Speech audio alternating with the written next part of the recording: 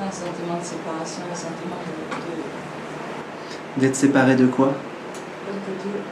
de Dieu. De Dieu? De Dieu. Et Dieu, il est où?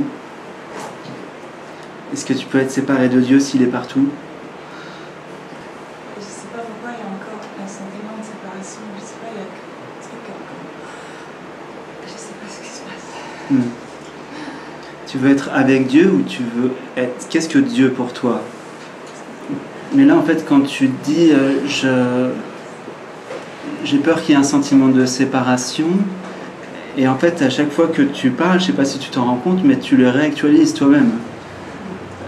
Prends toute la place en moi, je veux le sentir en moi, donc ça veut dire qu'il y a deux là.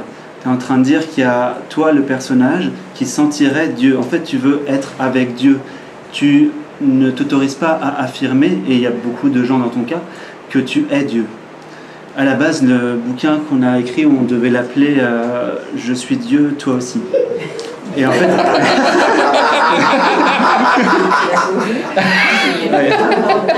Tous ceux qui aiment la planète se lèvent.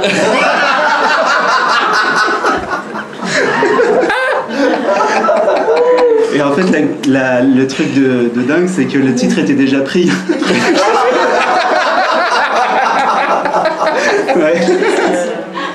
Ouais, il y a une Québécoise qui a écrit un livre, « Je suis Dieu, vous aussi ».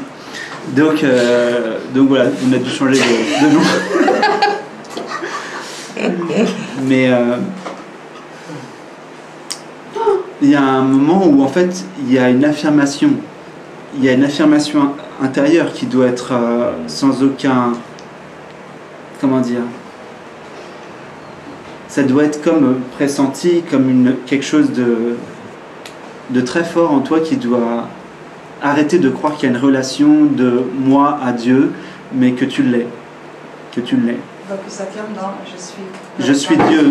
Je suis... En fait, c'est ce que Dieu se définit lui-même en tant que je suis. Je suis. Et le plus précis de ce que tu puisses dire à propos de toi-même en tant que l'intime, c'est-à-dire si je te demande le plus intime de toi-même, à un moment donné, si je te dis qui es-tu au début, tu vas peut-être répondre en surface, je suis... et puis tu vas mettre des trucs derrière, je suis une femme, je suis un, je suis mon prénom, etc.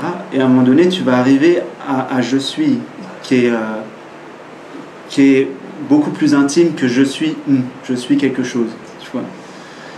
Et ce je suis, c'est Dieu. Dieu le dit lui-même à Moïse. Je suis ce je suis, ou dis-leur que je suis t'a envoyé. C'est très clair, les Écritures sont très claires. Et Jésus lui-même dit vous êtes des dieux, mais je pense que c'est une erreur de traduction, je pense qu'il a même dit vous êtes Dieu. Vous êtes Dieu. Jésus le dit. Ou tous les grands sages le disent. Si tu affirmes juste d'être une petite personne qui a des relations avec Dieu, tu vivras tout le temps en fait dans cette réalité, puisque toi Dieu, tu t'amuses à créer ça, à jouer à ça. On peut jouer longtemps hein, comme ça. Il y a pas mal de saints qui sont restés dans ce côté relationnel avec Dieu, mais c'est pas la plénitude. Et qu'est-ce qui se passe à un moment donné? C'est que les expériences que tu vas faire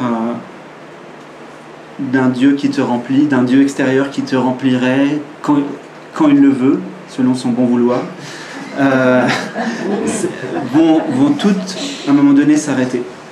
Et tu vas vivre ce qu'on appelle, ce que la mystique appelle la nuit noire de l'âme. Et c'est fait exprès. C'est fait exprès, c'est-à-dire que tous les états que tu peux vivre d'extase et tout ça, ça va être terminé, confisqué.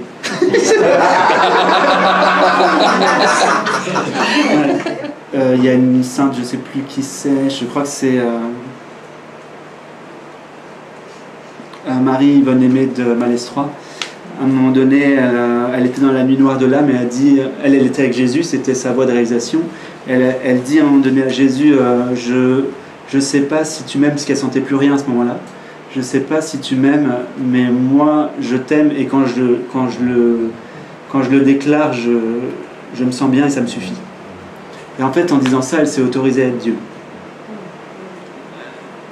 En fait, elle a lâché la béquille, quoi. Elle a lâché la petite compensation, le petit support, quoi, qui fait... c'est s'autoriser à soi-même être pour soi-même. Ça paraît évidemment égotique quand je dis ça, mais c'est pas du tout égotique. C'est s'autoriser à être ce qu'on est.